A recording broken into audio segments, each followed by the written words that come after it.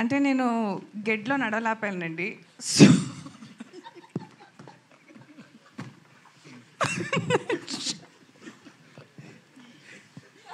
no,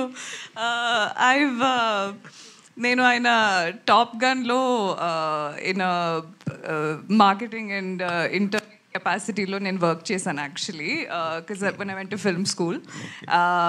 so there was that connection అనమాట. And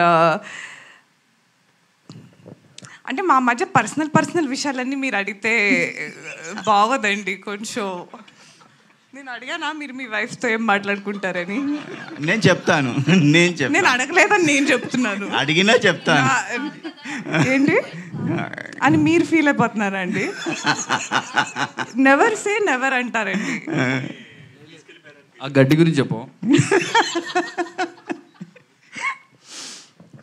Tom cruise అంటే అదే చెప్పాను కదా, నేను పర్సనల్ విషయాలు అడిగితే బాగోదండి. మరి ఇది okay professional questions only. So తను ఏమన్నా నెక్స్ట్ మూవీలో ఏమన్నా ఆఫర్ అలా నన్నే పెట్టేసుకుంటా అన్నారండి. ఓకే. నా డేట్స్ అడిగితే నేను రేపు కాల్ చేసి చెప్తా అని చెప్పి ఇంకా ఎత్తలే. ఓకే, ఎందుకని. కంగ్రాచులేషన్.